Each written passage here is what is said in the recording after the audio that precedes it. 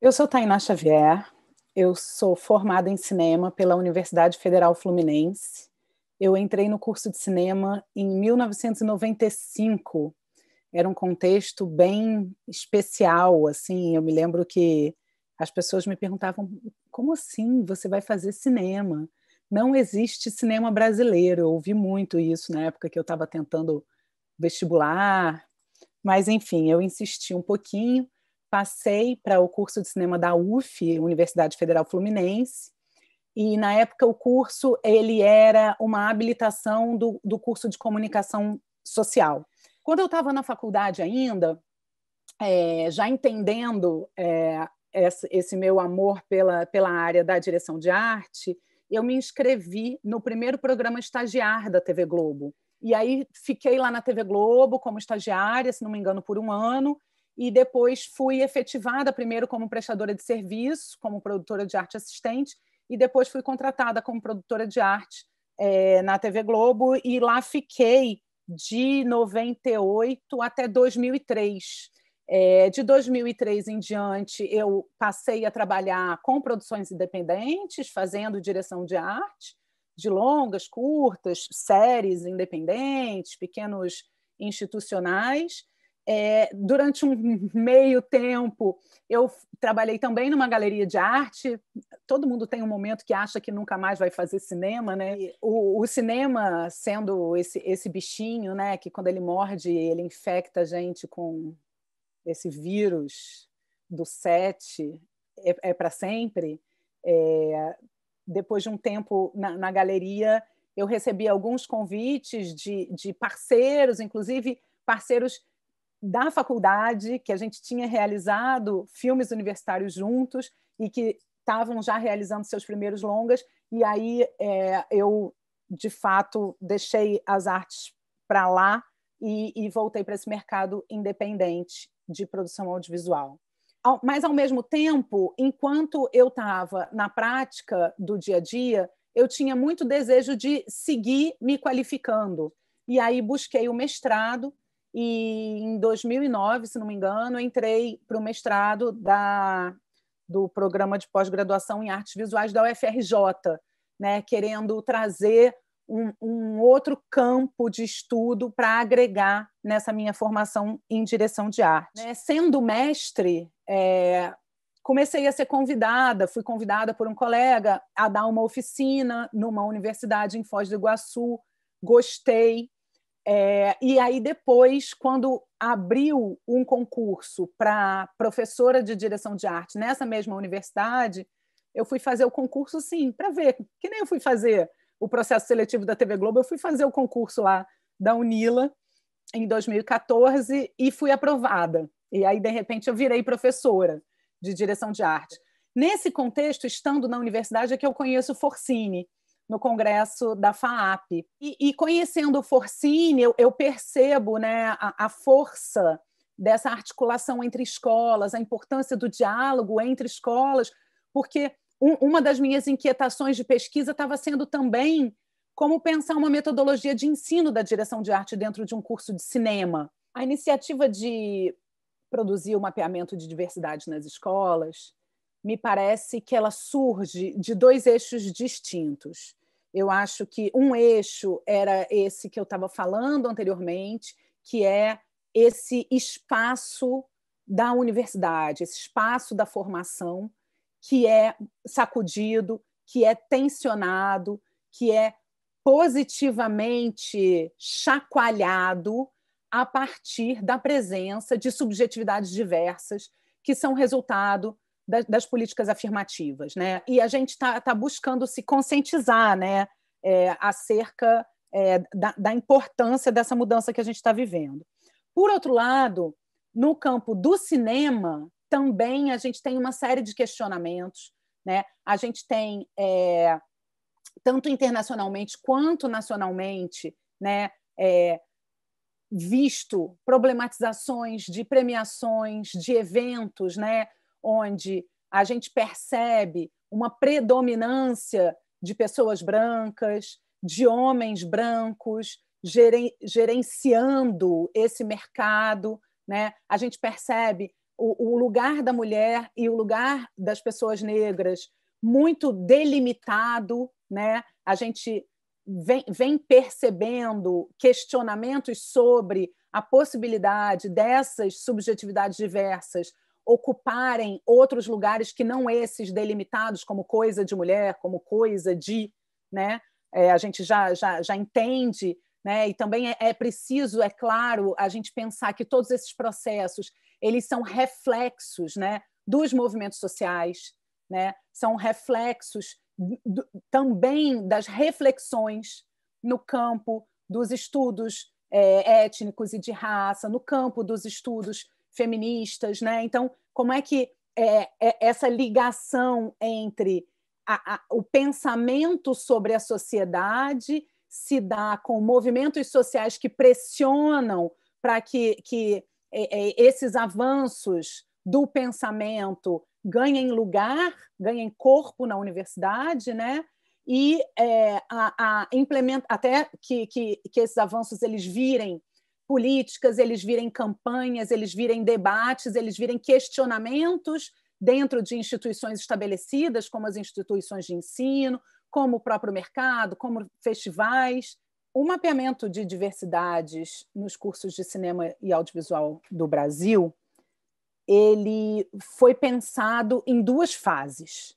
A gente, agora em agosto, vai lançar um relatório do que foi a primeira fase desse levantamento, que foi a fase onde a gente olhou para a composição dos corpos docentes e dos corpos técnicos dos cursos de cinema e audiovisual do Brasil. A gente entrou em contato com todos os cursos superiores que estavam registrados nas bases do IMEC. A gente também entrou em contato com as escolas livres que fazem parte da base das associadas do Forcine, que o Forcine é um fórum que congrega as escolas de audiovisual no Brasil, tanto as de ensino superior quanto as escolas livres, e outras escolas livres que também não fazem parte das associadas do Forcine nos procuraram e responderam. Então, a gente teve uma participação de cursos livres, a gente teve a participação de uma pós-graduação que nos procurou desejando participar no preenchimento também do questionário. Então, a gente tem, né, dos 169 questionários que foram enviados, a gente teve uma janela de 3 meses para a coleta desses dados, a gente teve 54 cursos respondentes. Como resultados, a gente, na verdade, não encontrou nenhuma surpresa, né? A gente percebe que esses resultados eles evidenciam, né, com números, as desigualdades nessa cadeia do audiovisual também, né?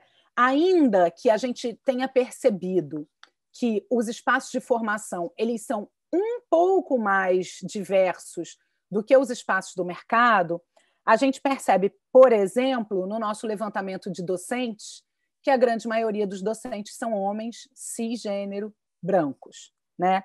Vou trazer alguns números principais aqui.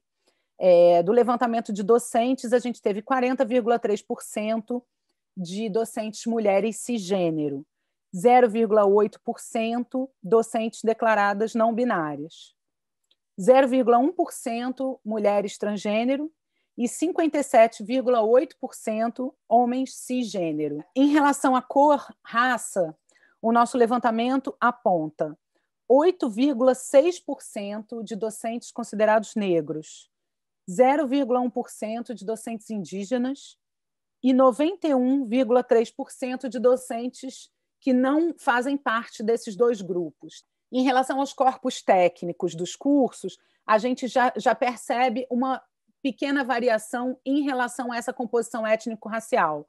Enquanto no grupo de docentes a gente tinha 8,6% dos docentes negros, no corpo técnico a gente tinha 16,8% de técnicos classificados como negros, 0,5% como indígenas e 82,7% como não negros, não indígenas. Em relação às mulheres, a gente tem uma participação igual no grupo de docentes e técnicos. A gente teve 40,3% de mulheres trabalhando como técnicas nos cursos de cinema e audiovisual, 0,5% de pessoas classificadas como não binárias, 2,1% como mulheres transgênero e 1,9% como homens transgênero. Isso foi um dado interessante da gente perceber essa composição de gêneros transgêneros e um pequeno aumento no número de pessoas não binárias nos corpos técnicos em relação aos corpos docentes. Em relação aos professores, a gente procurou olhar também a atuação desses professores por área. A gente pedia para os respondentes apontarem a ocorrência de ao menos uma professora mulher pelas diversas áreas do audiovisual que aquele curso oferecia formação. E também a gente pedia para os respondentes apontarem a ocorrência de ao menos uma pessoa negra ministrando componentes nessas áreas do audiovisual. A gente encontra, por exemplo, 46% das escolas com a ocorrência de ao menos uma mulher ministrando a cadeira de direção de fotografia. É interessante a gente olhar para esse número, considerando que no informe da participação feminina da Ancine de 2018, a partir dos CPBs emitidos nesse ano, a gente tem apenas 12% de diretores de fotografia nas fichas de crédito dos filmes. E 60% das escolas apresentaram ao menos uma mulher ministrando a matéria de roteiro. Isso também foi interessante, porque nesse mesmo informe da participação feminina de 2018, a gente encontra 25% de participação feminina. É claro que são universos muito diferentes, são metodologias muito diferentes. É claro que a gente entende que não existe uma correspondência total entre esses números, mas esses números foram surpreendentes. Em relação à participação de pessoas negras, o nosso mapeamento encontrou a ocorrência de 22% de ao menos uma pessoa negra ministrando matérias de produção nas escolas respondentes. Esse número ele também dialoga, em alguma medida, com os números levantados pelo Informe de Diversidade da Ancine, de 2016. Nesse informe, a produção executiva aparece com 2,1% de pessoas da raça negra participantes das equipes. As mulheres negras, portanto, não lideraram nenhuma equipe nesse levantamento da Ancine. É interessante a gente notar, né, que, assim como a produção executiva aparece como um espaço no mercado possível ainda, digamos assim, né, para pessoas negras, é também a área de destaque para a presença de pessoas negras ministrando componentes específicos do campo do audiovisual. O segundo componente curricular, com maior presença de pessoas negras levantado pelo nosso mapeamento, é o de argumento e roteiro, com 15%. Depois a gente vem com teorias do cinema e do audiovisual e som, empatados com 11%, e direção com 9%. No que isso pode impactar na formação? É interessante a gente pensar isso, né? É interessante a gente pensar como esses outros olhares na formação podem gerar a formação de profissionais que não trabalhem dentro de certas convenções que são discriminatórias, de certas convenções que estabelecem pseudo-verdades e que reservam determinados grupos sociais a determinadas funções. O objetivo final do nosso mapeamento é a formulação de um documento de diretrizes para as diversidades nos cursos de cinema e audiovisual. Então, essas duas etapas do mapeamento, onde a gente está levantando os números e a composição dos corpos docentes e técnicos na primeira fase e dos corpos discentes na segunda fase, a gente está também aproveitando para coletar interlocuções com representações estudantis, pessoas que fazem parte de coletivos e iniciativas que abordam as diversidades, para que, quando a gente começar a formulação desse documento de diretrizes, a gente volte para todos esses colaboradores como interlocutores numa construção coletiva desse documento. O trabalho não acaba na apresentação dessa primeira etapa, né? Na verdade, a gente está começando. A partir dessa apresentação da primeira etapa do mapeamento, a gente pretende, assim como a gente está fazendo aqui nesse evento, difundir esses resultados. A gente acha importante que esses resultados cheguem a todas as escolas de cinema e a todos os espaços interessados no cinema brasileiro e na formação. E a gente vai começar a partir para a segunda etapa. A gente já está com um instrumento de coleta de dados decentes. A gente sofreu o impacto da pandemia, então a gente precisou reajustar um pouco o nosso plano de trabalho. A nossa intenção era já ter começado essa coleta, mas em breve a gente vai poder começar a coleta de dados dos estudantes, e a gente está pensando numa campanha para a gente ter um forte engajamento, porque nesse caso a participação individual vai ser fundamental, né? Que a gente já não vai ter mais essa interlocução com as coordenações de curso, a gente vai ter respondentes individuais falando sobre as suas próprias subjetividades, e a partir desses resultados é que a gente vai entrar numa terceira etapa de trabalho, que é a formulação desse documento de diretrizes, que é o nosso principal objetivo, né? Mas a gente já consegue perceber, a partir das coletas, a partir dos debates que esses primeiros resultados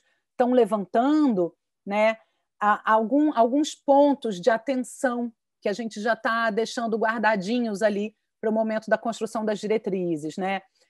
Primeiro, esse ponto das políticas de acesso e permanência, né, associadas a olhares atentos da instituição para que os espaços de formação eles sejam de fato receptivos, eles sejam de fato inclusivos, né?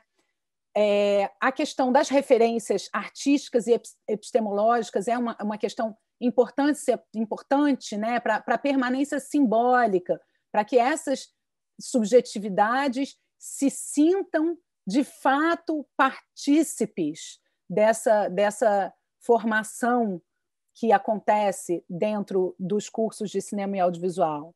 A princípio, nos parece que estamos por aí, temos muito trabalho pela frente, e o bom é que a gente não faz esse trabalho sozinho, né? A gente, nesse caminho, está conseguindo muitas interlocuções importantes, muitas participações muito relevantes, para que, de fato, a gente consiga realizar um trabalho importante.